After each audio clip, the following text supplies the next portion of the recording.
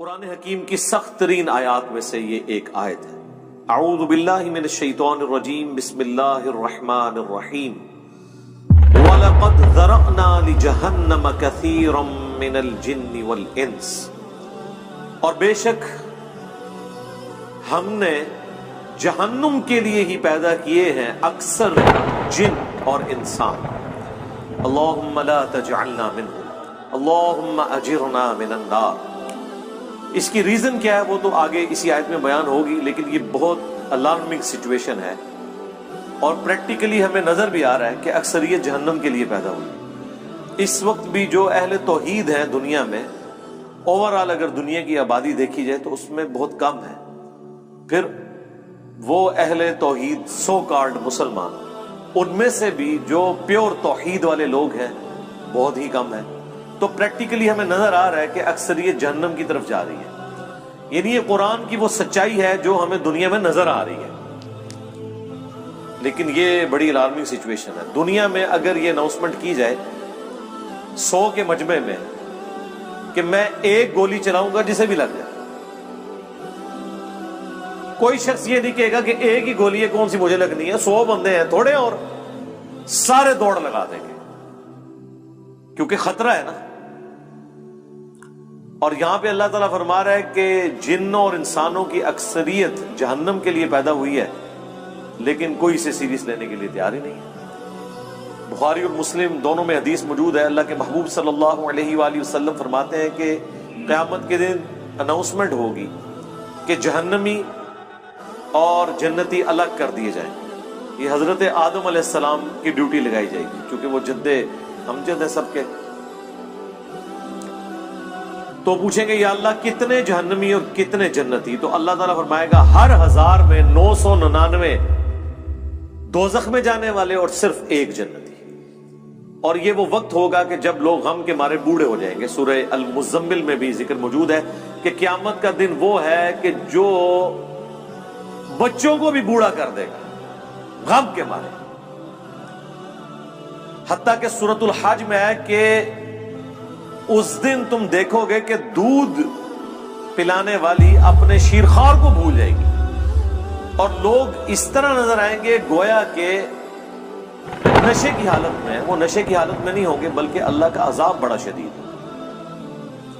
بخاری مسلم دونوں میں حدیث ہے، اللہ کے نبی علیہ السلام حکم فرمایا کرتے تھے کہ تشہد میں 4 چیزوں کے اگینسٹ اللہ کی پناہ طلب کرو۔ اللہم انی اعوذ بک من عذاب جہنم، پہلی چیز جہنم، ومن عذاب القبر، ومن فتنة المحیا والممات، ومن شر فتنة المسیح الدجال۔ جہنم کے اگینسٹ، قبر کے عذاب کے اگینسٹ، زندگی اور موت کی آزمائشوں کے اگینسٹ، اور دجال کے اس بڑے فتنے کے اگینسٹ اللہ کی پناہ طلب کرو۔ سنن ابی داؤد میں حدیث ہے جو فجر کی نماز کے بعد اور مغرب کی نماز کے بعد بغیر کسی سے گفتگو کیے ہوئے 7 دفعہ پڑھ لے اللہم اجرنی من النار، یا جمع کے صیغے سے اللہم اجرنا من النار، اے اللہ ہمیں بچا لے جہنم کی آگ سے، تو اللہ تعالیٰ ایسے شخص کو جہنم کی آگ سے محفوظ کرے گا۔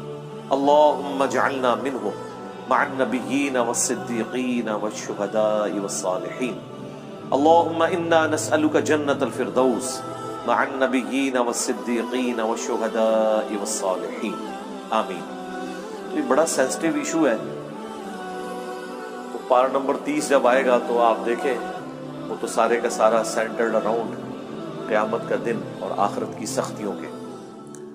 بہرحال یہ اللہ تعالیٰ کی شفقت بھی ہے انسانیت کے لیے کہ آخرت میں جو رزلٹ نکلنے والا ہے وہ پہلے ہی بتا دیا ہے کہ بھائی اکثریت کے ساتھ یہ حال ہونے والا ہے،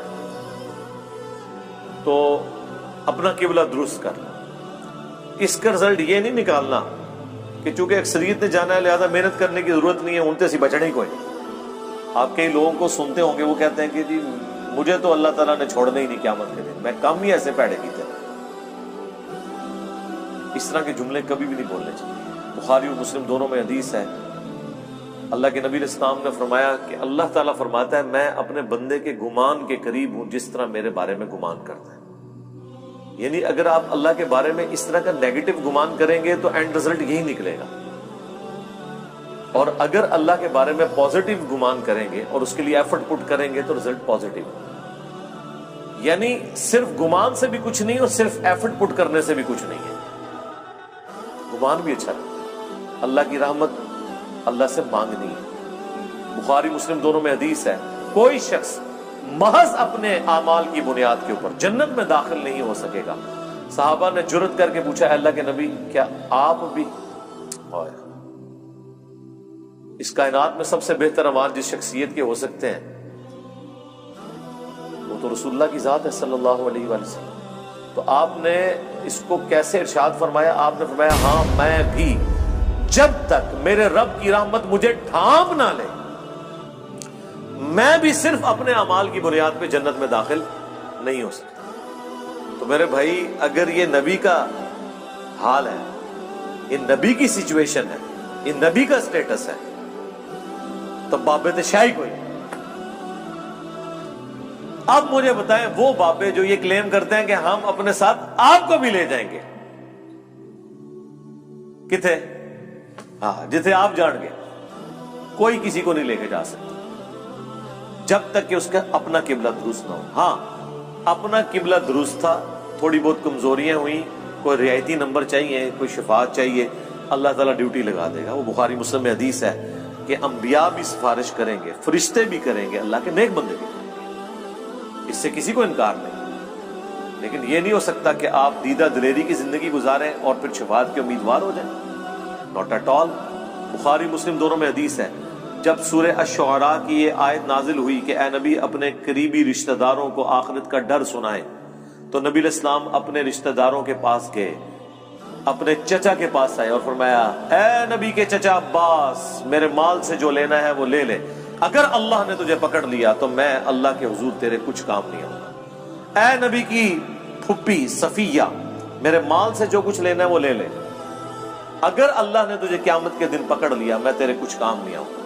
اے نبی کی بیٹی فاطمہ, میرے مال سے جو کچھ لینا ہے وہ لے لے, اگر قیامت کے دن تو پکڑی گئی تو میں تیرے کچھ کام نہیں آؤں گا.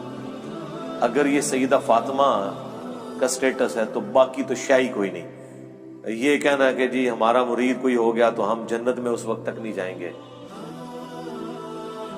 ہاں اس کے وائس برسا ہو سکتا ہے کہ کوئی شخص کہ میں جہنم میں اس وقت تک نہیں جاؤں گا جب اپنے ساتھ کے کو بھی نہ لے جاؤں. وہ اللہ تعالیٰ یہ خواہش ضرور پوری کرے گا, گروہ در گروہ انہیں جہنم میں ہانکا جائے گا اپنے بزرگوں اور فالورز کے ساتھ. وہ تو ٹھیک ہے, وہ تو سورۃ الاعراف میں ہے کہ جب کبھی کوئی امت جہنم میں داخل کی جائے گی وہ اپنے بزرگوں پہ لعنت بھیجے گی اور کہے گی اے اللہ ہمارے بزرگوں کو دگنا عذاب دے کہ جن کی وجہ سے ہم جہنم میں گئے. تو اللہ تعالیٰ فرمائے گا کہ سب کے لیے دگنا ہے, تم بھی تو اپنے بعد میں آنے والے لوگوں کے لیے پیشوا بنے تھے نا, یہ جو تمہارے اکابرین تھے تم بھی تو آنے والوں کے اکابرین تھے نا. سورۃ الاحزاب میں بھی آیا ہے اللہ ہمارے بزرگوں نے ہمارے بڑوں نے ہمیں گمراہ کر دیا, انہیں دگنا عذاب دے. سورہ حمیمہ سجدہ میں آیا اے اللہ جن اور انسانوں میں سے وہ بزرگ بابے ہمارے حوالے کر جن کے پیچھے لگ کے ہم گمراہ ہوئے, ہم انہیں اپنے پاؤں کے نیچے روندیں گے. آج جس طرح ان کے پاؤں کے تلوے چاٹتے تھے نا دنیا میں, اب ہم انہیں اپنے پاؤں کے نیچے روندیں گے کہ انہوں نے ہماری آخرت برباد کر دی. بڑا سینسٹیو ایشو ہے. جب اتنا خطرناک نہیں بلکہ خطرناک مسئلہ ہو پھر اس کی سینسیویٹی کے پوائنٹ آف ویو سے اسے اتنے شد و مت کے ساتھ بیان کرنا چاہیے. یہ میٹھی میٹھی باتیں کرنے سے آپ کو آخرت کے بارے میں کبھی بھی آئیڈیا نہیں ہوگا کہ انسان کتنے بڑے خطرے سے دو چار ہونے والا ہے. یعنی جب اللہ تعالیٰ فرما رہا ہے کہ اس دن خاوند اپنی بیوی کو, بیوی اپنے خاوند کو, بہن بھائی ایک دوسرے کو, ماں باپ اولاد کو, اولاد ماں باپ کو بھول جائے گی, تو مجھے بتائیں اس صورتحال کے اندر کوئی شخص کسی کی جنت کی گارنٹی کیسے لے سکتا ہے؟ اسے تو اپنی فکر لگی ہوئی ہوگی. اچھا دوسری طرف یہ دیکھیں کتنے دیدہ دلیر ہیں کہ بخاری مسلم میں حدیث ہے قیامت والے دن ہر نبی کہے گا نفسی نفسی, آج مجھے اپنی جان کی فکر ہے. آدم علیہ السلام کی جو غلطی معاف ہو چکی وہ اس کو یاد کریں گے. ابراہیم علیہ السلام اپنی اجتہادی خطا کو یاد کریں گے, موسیٰ علیہ السلام اپنی اجتہادی خطا کو یاد کریں گے. ہاں عیسیٰ ابن مریم کہیں گے کہ تم محمد رسول اللہ کے پاس جاؤ، اللہ تعالیٰ نے ان کی اگلی اور پچھلی ساری اجتہادی غلطیاں جو گناہ نہیں تھے وہ معاف فرما دیے، اور نبی علیہ السلام کے ہاتھوں پہ شفاعت کا دروازہ کھلے گا۔ آپ کے علاوہ، آپ کے سوا تمام پیغمبر نفسی نفسی کر رہے ہوں گے، تو اس صورتحال میں یہ کہنا کہ میرا بابا مجھے بچا کے نکال لے گا، تو تیرا بابا بڑا ہے یا اللہ کا پیغمبر بڑا ہے؟ سوچنے والی بات ہے، کتنی بڑی یہ توہین کر رہے ہیں، کتنی بڑی توہین کر رہے ہیں پیغمبروں کی۔ یہ اپنے باپوں کو پیغمبروں سے بڑا سمجھتے ہیں۔ انبیاء تو کریں کہ یا اللہ ہمیں اپنی جان کی فکر ہے، اور بابے کہیں کہ میں نے اس وقت تک جنت میں نہیں داخل ہونا جب تک کہ اپنے سارے مرید نہ لے جاؤں۔ یہ کہیں عقل میں بیٹھتی ہے؟ اسی لیے یہ بالکل ٹھیک کہتے ہیں کہ قرآن و حدیث ڈائریکٹ نہیں پڑھنا، گمراہ ہو جاؤ گے، کیونکہ جس سے وہ ہدایت بنائے بیٹھے ہیں وہ تو ہے گمراہی، اور جو اصل ہدایت ہے اس کو وہ گمراہی کہتے ہیں۔ یعنی جب وہ آپ کو کہہ رہے ہیں نا گمراہ ہو جاؤ گے، مطلب آپ ہدایت پہ آ جاؤ گے، کیونکہ گیئر ان کا الٹا لگا ہوا ہے نا۔ سورۃ الاعراف میں آیا کہ جو حق سے اناد کرتے ہیں نا ان کی یہ حالت ہو جاتی ہے کہ جب وہ گمراہی کا راستہ دیکھتے ہیں اسے اڈاپٹ کر لیتے ہیں، اور جب ہدایت کا راستہ دیکھتے ہیں اس سے روگردانی کرتے ہیں، کیونکہ وہ اسے سمجھ رہے ہوتے ہیں کہ یہ گمراہی کا راستہ ہے۔ جو اللہ تعالیٰ فرمایا کہ شیطان نے ان کے برے اعمال ان کی نظروں میں سنوار دی۔ سورۃ الکہف میں آیا نا اینڈ پہ جا کے کہ ان کی ساری ایفرٹ دنیا کے لیے ہے، اور یہ سمجھ رہے ہیں بڑا اچھا کام کر رہے ہیں۔ قیامت کے دن ان کے لیے میزان عمل بھی قائم نہیں کی جائے گی۔ جو بڑے مجرم ہیں نا ان کو تو کہا جائے گا تہاڈا تے حساب کرنے کی بھی ضرورت نہیں، ایڈا کم پایا تسی۔ وہ اللہ تعالیٰ نے فرمایا ان کے لیے میزان عدل بھی قائم نہیں کی جائے گی، سیدھے اسٹریٹ جان کے ٹاپ و ٹاپ۔ اتنا سینسٹیو ایشو ہے۔ تو یہ پوری صورتحال میں اسی لیے آپ دیکھیں قرآن کا جو مرکزی ٹاپک ہے وہ انذار ہے، انذار، ڈر سنانا۔ وَأُوحِيَ إِلَيَّ هَذَا الْقُرْآنُ لِأُنذِرَكُمْ بِهِ وَمَنْ بَلَغَ۔ اے نبی تم فرما دو کہ مجھے قرآن اللہ نے اس لیے وحی کیا کہ تاکہ میں تمہیں ڈر سنا دوں، اور جس تک یہ کتاب پہنچ جائے وہ بھی اس کتاب کے ذریعے ڈر سنائے۔ اور یہاں پہ ہمارے ایک مولانا صاحب کہتے ہیں کہ جی اس طرح کے واعظین جو ہیں وہ انہوں نے لوگوں سے ان کا رب چھین لیا ہے۔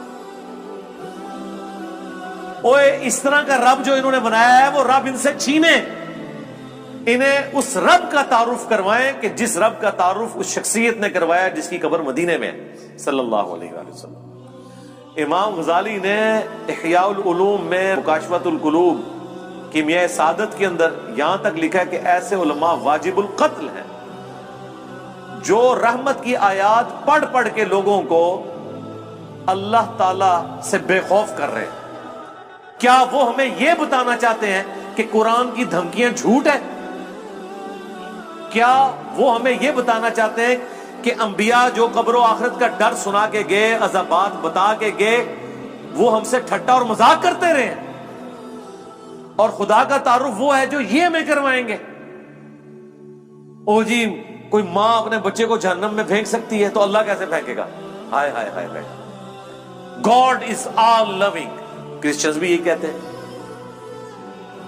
کہ مسلمانوں کا خدا تو بڑا سخت ہے، ہم جس خدا کو مانتے ہیں وہ آل لونگ ہے۔ تو ہم پھر انہیں کہتے ہیں رکو ذرا، صبر کرو، ابھی فیصلہ کر لیتے ہیں۔ یہ جو تم اس قسم کے چٹکلے چھوڑتے ہو کہ کوئی ماں اپنے بیٹے کو جہنم میں نہیں پھینکے گی، تو کوئی شخص یہ بھی گوارا نہیں کرے گا کہ کسی ایسی عورت کو موت دے دے جس کے 4 چھوٹے چھوٹے بچے ہوں، اور مرنے کے بعد سوتیلی ماں ان کے ساتھ برا سلوک کرے، خواہ وہ اس کے دشمن کی بیوی کیوں نہ ہو۔ ہاں جی ایسے ہی ہے۔ تو پھر اللہ تعالی روزانہ ایسی ہزاروں ماؤں کو موت کیوں دے دیتا ہے جن کے چھوٹے چھوٹے بچے ہوتے ہیں؟ تم تو کہہ رہے تھے خدا آل لونگ ہے، تو پریکٹیکلی تو ہم دیکھ رہے ہیں کہ کیا مائیں شیرخوار بچوں کو چھوڑ کے مر نہیں جاتی؟ تمہاری ڈاکٹرن میں تو کبھی کسی ایسی عورت کو موت نہیں آنی چاہیے اللہ کی طرف سے، کیوں آتی ہے؟ اس کا جواب ان کے پاس کوئی نہیں سوائے اس کے کہ خدا کی مرضی ہے، اس کے کوئی احساسات نہیں ہے۔ یہ جذبات سے پسیج جانا یہ ہم لوگوں کے ایشوز ہیں، یہ انسانوں کے ساتھ جڑی ہوئی چیزیں. اللہ تو بے نیاز ہے. سعد ابن ابی وقاص جب پرشین امپائر سے فائنل جنگ کے لیے جا رہے تھے قادسیہ کے لیے، تو حضرت عمر نے پیچھے سے ایک خط روانہ کیا تھا. اس میں لکھا تھا سعد تم اللہ کے نبی کے ماموں ہو، لیکن یاد رکھنا اللہ کا کوئی رشتہ دار نہیں ہے. ذرا سی ہینکی پھینکی کی نا تو اللہ نے معاف نہیں کرنا. نبی کے ساتھ تم ماموں کا رشتہ رکھ سکتے ہو. سگے ماموں نہیں تھے، وہ ننیال خاندان سے تھے. اللہ کا کوئی رشتہ دار نہیں. اللہ کا تو رشتہ دار پیغمبر بھی نہیں ہے. وہ تو اپنے پیغمبر کی زبان سے کہلوا رہا ہے ہمیں سمجھانے کے لیے 3 دفعہ. اللہ اکبر. سورۃ الانعام، سورہ یونس، سورہ الزمر. قل انی اخاف ان عصیت ربی عذاب یوم عظیم. اے نبی تم فرما دو کہ بالفرض اگر میں بھی اپنے رب کی نافرمانی کروں تو میں خود اس بات سے ڈرتا ہوں کہ بڑے دن کا عذاب مجھے بھی آ پکڑے گا.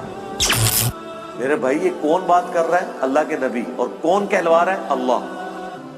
تو جب نبی کے جیسا ہے ہی کوئی نہیں تو تہاڈے بابے تے شے ہی کوئی نہیں جن کے اوپر تم نے اتنا تکیہ کیا ہوا ہے. کیا کبھی آپ نے حضرت ابو بکر، عمر، عثمان و علی سے سنا کہ جو ہمارا مرید ہو جائے ہم اس وقت تک جنت میں نہیں جائیں گے جب تک کہ اسے جنت میں لے نہ جائیں؟ حالانکہ وہ خود کنفرم جنتی تھے، آخری وقت تک ڈرتے رہے. جامعہ ترمذی میں حدیث ہے حضرت عثمان غنی جب بھی قبرستان جاتے تو بہت روتے تھے. لوگوں نے پوچھا کیوں؟ فرمایا اس لیے کہ خود میں اللہ کے نبی سے سن چکا ہوں کہ آخرت کی منزلوں میں سے پہلی منزل قبر ہے. جس کی یہ منزل صحیح نکلی اس کی اگلی آسان ہو جائے گی، اور جو ادھر پھنس گیا اس کی اگلی منازل مشکل در مشکل ہو جائے گی. اسی کو پنجابی میں ہم کہتے ہیں نا کہ عقل نہ ہوئے تے موجیں ہی موجاں، عقل ہوئے تے سوچیں ہی سوچاں. یعنی جو عقل نہ رکھے، سوچے نہ، اپنے دماغ کو استعمال نہ کرے تو موج مارے. اسے کیا پتا اس کے ساتھ کیا ہونے والا ہے. لیکن جسے عقل ہوگی وہ ہر وقت سوچے گا کہ یار میرے ساتھ بننا کیا ہے. یہ وہ چیز تھی جو صحابہ کو، اہل بیت کو، صحیح العقیدہ، تابعین، تبع تابعین کو ہمیشہ گاڈ اورینٹڈ رکھتی تھی. وہ کبھی بھی آخرت کے عذاب سے بے فکر نہیں ہوتے تھے. آپ قرآن دیکھ لیں. اچھا عام بندے سے پوچھیں نا قرآن، وہ جی قرآن تے رحمت ہی رحمت ہے جی اللہ دی، پڑھا ہے ہی کدے؟ کوئی بتائے. پڑھا ہوتا تو تجھے پتا ہوتا کہ رحمت کس کے لیے ہے. اللہ تعالیٰ نے کبھی بھی توبہ اور رحمت کا ایبسولوٹ وعدہ کسی کے ساتھ نہیں کیا سوائے اس کے کہ جو اپنی اصلاح کر کے درست روش اختیار کر لے. دیکھیں نا سورہ النحل کے اینڈ پہ جا کے کتنی سخت آیات ہیں. اس کے بعد بھی اگر کسی کو نہیں سمجھ آتی تو ٹھیک ہے، اس کی بدقسمتی ہے. ہم تو قرآن سے، احادیث سے حوالے دے کے سمجھا ہی سکتے ہیں نا جی، زبردستی تو نہیں کر سکتے. اللہ تعالیٰ فرماتا ہے ثم ان ربک للذین عملوا السوء بجہالہ، سورہ النحل آیت نمبر 119.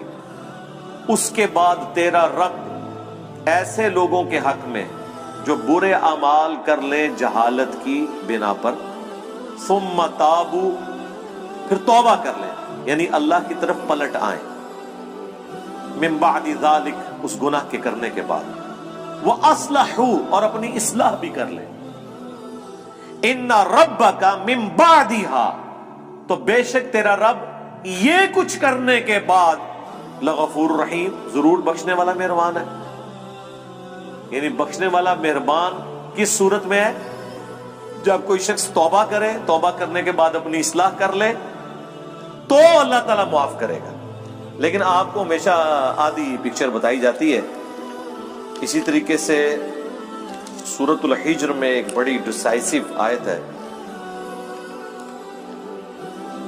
دیکھیں جی قرآن، پھر ہم اسی لیے تو کہتے ہیں نا کہ پھر قرآن کا خدا جو ہے پھر کوئی اور ہے، نعوذ باللہ من ذالک. یعنی ان لوگوں نے جو اللہ تعالیٰ کا ایک تعارف کروایا نا ایک بوڑھی نانی اماں کا، اور جی 70 ماہوں سے زیادہ. ہاں جی ابو جہل نال بھی، ہاں جس نے سیدنا یاسر اور سمیہ کو ظالمانہ طور پہ قتل کر دیا، اس سے بھی 70 ماہوں سے زیادہ.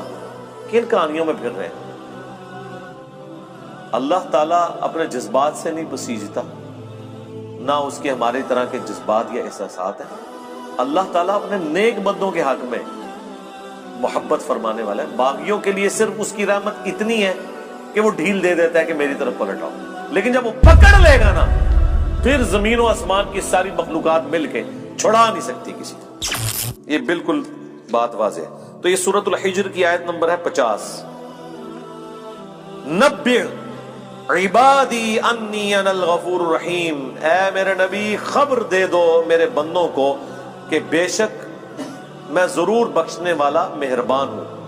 وَأَنَّ عَذَابِي, اور یہ بھی خبر ساتھ سنا دو کہ میرا جو عذاب ہے هُوَ الْعَذَابُ الْعَلِيمُ, وہ بہت ہی دردناک ہے.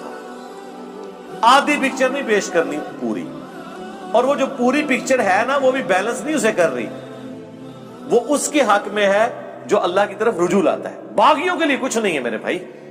اور جی بخاری مسلم میں حدیث ہے, اللہ تعالیٰ نے مخلوقات کی پیدائش سے پہلے عرش پہ اپنے پاس ایک عبارت لکھ لی تھی کہ میری رحمت میرے غضب پر بھاری ہوگی. جی بالکل لکھی ہوئی ہے. اس کا یہ مطلب ہے کہ کام چوک کے رکھو تو رحمت اپنا کام کر لے گی.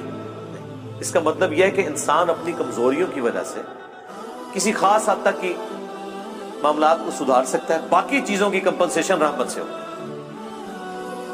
جس طرح بخاری مسلم میں ایک حدیث ہے جسے لوگ مس کوٹ بھی کرتے ہیں کہ اگر تم گناہ کرنا چھوڑ دو گے تو اللہ تعالیٰ ایسی مخلوقات کو پیدا کرے گا تمہیں ختم کر کے جو گناہ کریں گے اور اللہ سے معافی مانگیں گے, اور اللہ تعالیٰ انہیں معاف کر کے خوشی محسوس کرے گا.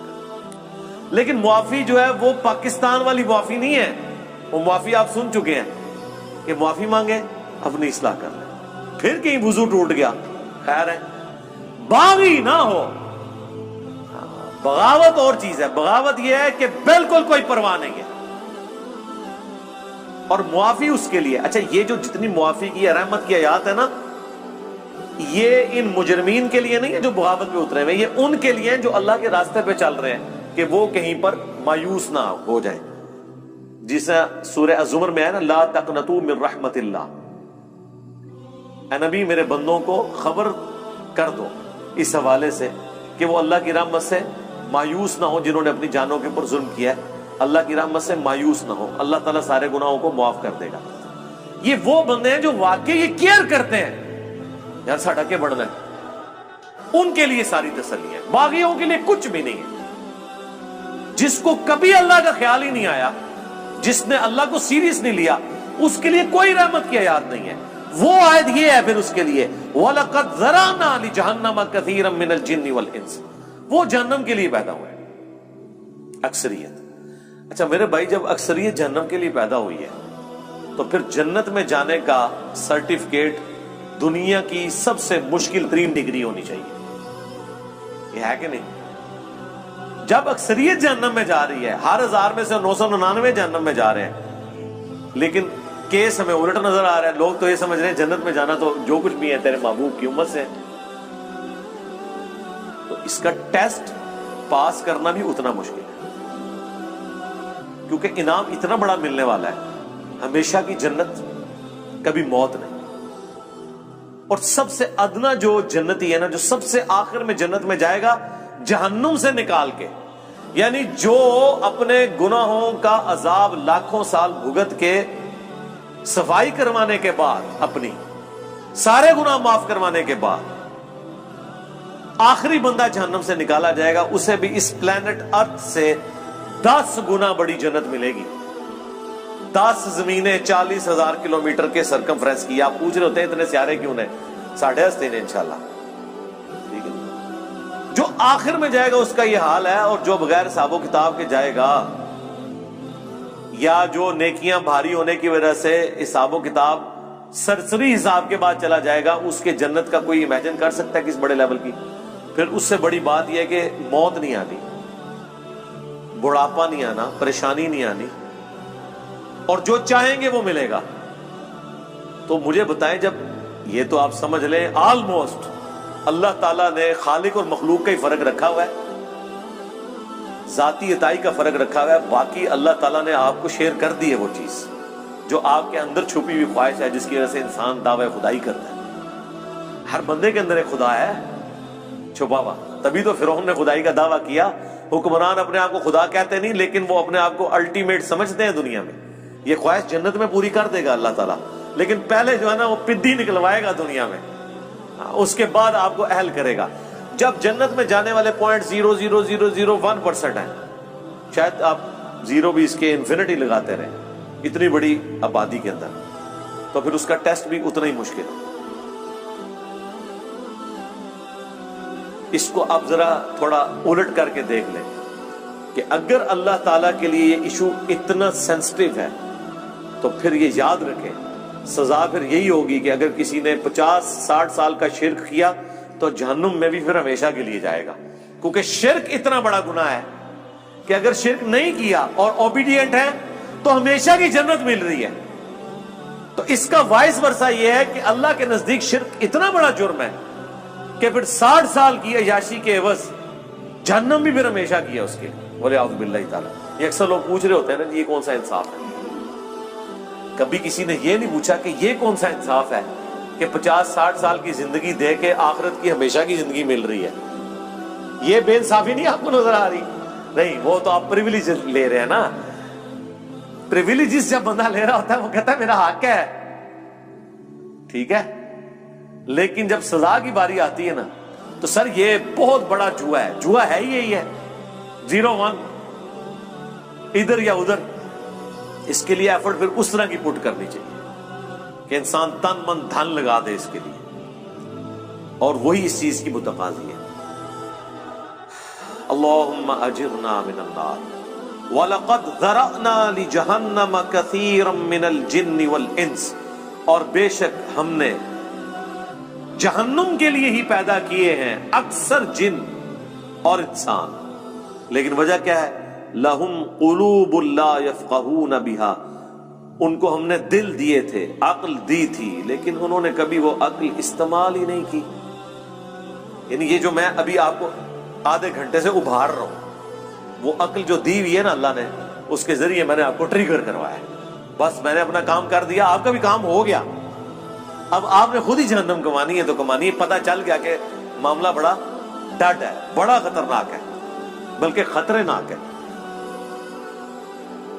وَلَهُمْ أَعْيُنٌ لَا يُبْصِرُونَ بِهَا، اور ہم نے ان کو آنکھیں دی تھی لیکن وہ آنکھوں سے دیکھنے کا سا دیکھنا نہیں دیکھتے. یعنی کہتے ہیں عقل مند وہ ہے جو دوسرے کی غلطیوں سے سبق سیکھ لے. اپنی غلطی سے تو سبق سیکھنا عقل مندی ہے، لیکن چھوٹی. بڑی عقل مندی ہے کہ آپ وہ کام کریں ہی نہ جس کا اینڈ رزلٹ آپ اپنے سامنے دیکھ چکے ہیں کہ لوگوں کے ساتھ یہ ہوا. وہ آنکھ عبرت والی. وَلَهُمْ آذَانٌ لَا يَسْمَعُونَ بِهَا، اور ان کے کان تو تھے لیکن وہ سننے کا سا سننا نہیں سنتے. یعنی انہوں نے اپنی عقل کو، اپنی آنکھوں کو، اپنی بصارت کو، اپنی جو ہے وہ سوچنے سمجھنے کی صلاحیتوں کو اس کے لیے پٹ نہیں کیا. وہی جو سورہ بنی اسرائیل میں ہے وَلَا تَقْفُ مَا لَيْسَ لَكَ بِهِ عِلْمٌ إِنَّ السَّمْعَ وَالْبَصَرَ وَالْفُؤَادَ كُلُّ أُولَئِكَ كَانَ عَنْهُ مَسْئُولًا. وہاں پہ بھی انہیں تینوں انسٹرومنٹس کا ذکر ہوا ہے کہ بے شک کان، آنکھ اور عقل، دل یا دماغ، کوئی بھی چیز، یہ دونوں انسٹرومنٹس ہیں اللہ کی طرف سے. اس پہ الگ سے میری ویڈیو ریکارڈ ہے. ان کو استعمال کر کے انسٹرومنٹس کو ڈیفینیٹ علم تک پہنچ کے حق بات کو تلاش کرنے کی کوشش کیوں نہیں کی. تو اللہ تعالیٰ فرما رہا ہے یہاں پہ بھی یہ جہنم میں جانے والے وہ لوگ ہیں جنہوں نے اپنی عقل استعمال نہیں کی، اپنی آنکھوں کو پازیٹیو یوز نہیں کیا، اپنے کانوں کو پازیٹیو یوز نہیں کیا. یعنی اگر کسی کی آنکھیں نہیں تھی تو چلو یار کان سے تو حق بات سن رہا تھا نا، وہ جس کی عقل نہیں ہے اس سے تو اللہ تعالیٰ نے اٹھا لیے سب کچھ. بخاری میں حدیث ہے نا، تعلیقاً مولا علی کا قول ہے، پوری سند جو ہے مسند احمد میں، سنن ابن ماجہ کے اندر موجود ہے کہ 3 لوگوں سے اللہ تعالیٰ نے قلم اٹھا لیا ہے، سویا ہوا شخص، مجنون، پاگل اور نابالغ. تو جس کی عقل نہیں ہے اس سے تو اٹھا ہوا ہے ٹیسٹ.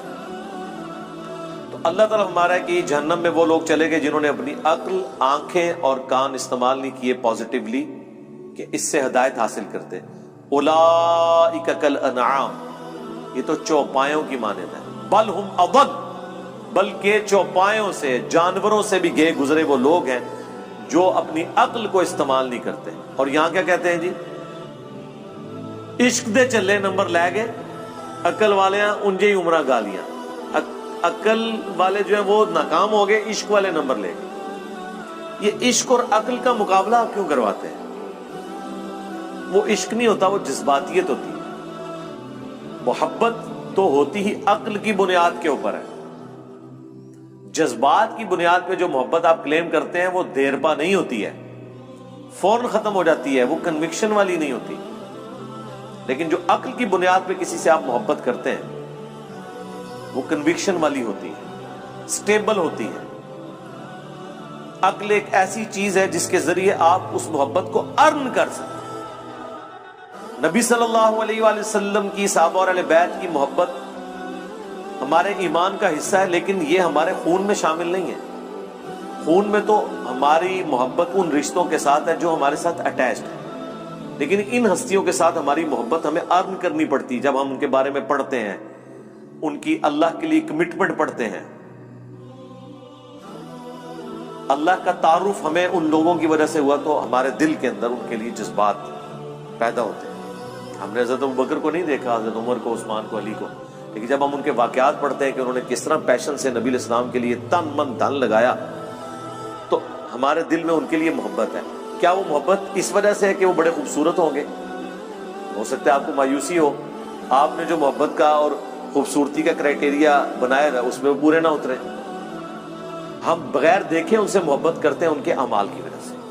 تو سرکار اللہ کا بھی یہی کرائٹیریا ہے۔ صحیح مسلم کی حدیث ہے، اللہ تمہاری شکلوں اور مال کو نہیں دیکھتا، دلوں اور اعمال کو دیکھتا۔ شکل کو کیوں دیکھے گا؟ شکل تو ہم نے خود بنائی نہیں اپنی، تو اللہ کسی کی شکل پہ کیسے فیصلہ کرے گا؟ جو بنائی اس نے خود ہوئی ہے۔ تو اگر کسی کی شکل خوبصورت نہیں ہے تو اللہ نے اسے دی ہے نا، تو اللہ اس کی شکل کے اوپر کیسے فیصلہ کر سکتا ہے؟ شکل آپ اپنی خوبصورت نہیں کر سکتے، لیکن اپنے اعمال خوبصورت کر سکتے ہیں۔ دنیا انسان اپنی نہیں بنا سکتا، کوشش کرے بن بھی جائے گی، عین ممکن ہے ناکام بھی ہو جائے، لیکن آخرت کبھی ناکامی نہیں ہوگی اگر دنیا میں آپ نے ایفرٹ پٹ کر لی۔ اسی لیے اللہ قرآن میں بار بار کہتا ہے کہ ہم آخرت کی نعمتیں دیں گے، اللہ تعالیٰ وعدہ خلافی نہیں کرتا، اللہ نے جو وعدے کیے اپنے پیغمبروں کے تھرو اللہ اس کی خلاف ورزی نہیں کرے گا۔ یہ بات اللہ کو بار بار کیوں قرآن میں کہنی پڑتی ہے؟ اس لیے کہ انسان کو بعض اوقات یہ خیال آتا ہے کہ دنیا میں بڑی محنت کی تھی، اینڈ رزلٹ یہ نکلا کہ سارے کاروبار فلاپ ہو گیا، اتنی محنت سے ڈگری حاصل کی تھی، نوکری نہیں ملی، تو کہ یہ نہ ہو کہ دنیا میں بھی نمازیں پڑھتے رہے اینڈ پہ ادھر کی شاشی تو ختم کی، آگے بھی نہ جانتی رہے۔ لیکن ایسا نہیں، آخرت کا رزلٹ ہمیشہ پازیٹیو ہی نکلنا ہے۔ آخرت میں آپ پہ تقدیر کبھی غالب نہیں آنی۔ وہ دنیا میں تقدیر کس لیے غالب آتی ہے کہ اللہ نے کسی کو دے کے آزمانا ہے، کسی سے لے کے آزمانا ہے۔ وہ اللہ کی طرف سے ہوتا ہے، جو مولا علی کا قول ہے کہ میں نے اپنے ارادوں کے ٹوٹنے سے اللہ کو پہچانا ہے۔ وہ قرآن میں حکم ہے اللہ تعالیٰ کی طرف سے، وَلَنَبْلُوَنَّكُمْ بِشَيْءٍ مِّنَ الْخَوْفِ وَالْجُوعِ وَنَقْصٍ مِّنَ الْأَمْوَالِ وَالْأَنفُسِ وَالثَّمَرَاتِ، ضرور آزمائیں گے بھوک سے، خوف سے، جان اور مال میں نقص کے ذریعے۔ تو دنیا میں ایسا کرنا یہ اللہ کے پلان کا حصہ ہے کہ محنت کرو گے، اینڈ پہ جا کے زیرو ہو جاؤ گے، 99 پہ سانپ کاٹ جائے گا، لیکن پھر دوبارہ اٹھو گے، نہ بھی اٹھے اس کے پہلے آخرت کی تیاری کرتے رہے، وہاں 99 پہ سانپ نہیں کاٹے گا، ناٹ ایٹ آل۔ وہ اللہ تعالیٰ نے کہا آخرت میں یہ نہیں ہوگا کہ دنیا میں کسی نے محنت کی اور رزلٹ اپوزٹ نکلا ہے، ایسا نہیں ہوگا۔ ہاں یہ کہ غلط ڈائریکشن میں اگر کی، عاملۃ ناصبہ، عمل کر کر کے تھک جانے والے، عقیدے میں شرک ہے، پیغمبروں کی جو ڈیمانڈ ہے اپنے امتیوں سے کہ اللہ تعالیٰ تمہیں اس طرح کا انسان دیکھنا چاہتا ہے، وہ آپ پوری نہ کریں اور آپ اپنے من کے پھیرتے رہیں، لمبے بال رکھ کے، پگڑیاں باندھ کے آپ یہ سمجھ رہے ہیں کہ بس ہم جنتی ہو گئے ہیں، تو اس کے ذریعے تو میرے بھائی جنت نہیں ملنے والی۔ یہاں تو گیٹ اپ کے فتنے کے اوپر ہی سارے کا سارا معاملہ چل رہا ہوتا ہے۔ آپ، میں کہتا ہوں کسی سکھ کو بھی وہی گیٹ اپ پہنا دینا جو ایک مسلمانوں کے علماء کا ہے، لوگ ہاتھ چومنا شروع کر دیں گے، بتائیں نا ان کو، تو آپ دیکھیں وہی کچھ ہوگا۔ یہاں تو یہ سب کچھ چل رہا ہے۔ تو اللہ تعالیٰ ہمارا کہ ایسے لوگ جانوروں سے بھی بدتر ہیں جو اپنے انسٹرومنٹس جو ہم نے ان کو دیے تھے انہیں یوز کر کے حق بات تک نہیں پہنچتے۔ یہ وجہ تھی ان کی جہنم میں جانے کی۔ اولئک ھم الغافلون، یہی وہ لوگ ہیں جو اصل میں غافل ہیں۔ غفلت میں پڑے ہوئے. یعنی لوگ تو کہتے ہیں نا بڑا فلاں دنیا میں ہوشیار ہے. اللہ فرما رہا ہے سب سے بڑا بے وقوف ہی وہ ہے جس کو اپنی آخرت کی فکر نہیں ہے. یہاں پہ جو بندہ بالکل ایماندار ہو سیدھا ہو نا، اس کے ماں باپ کو بچپن سے اس کی فکر لگ جاتی ہے کہ میرا منڈا بالکل سیدھا ہے جی، پتہ نہیں تھا کیا پڑھنا ہے. اور جو 1 نمبر کا 2 نمبری ہو 10 نمبری ہو، چلاک ہوشیار اس طرح کا ہو کہ لوگوں کو دھوکہ دیتا ہو، تو لوگ کہتے ہیں جناب یہ میرا بچہ ہے، ایک کامدہ بچہ نکلا ہے میرا. یہ کرائٹیریا ہے لوگوں کا. تو عقل مند وہ ہے جو آخرت بنا لے، دنیا پہ کمپرومائز کر لے ایک خاص لیول تک. یہ نہیں ہے کہ بھوکے مر جائیں گے آپ، ایسا نہیں.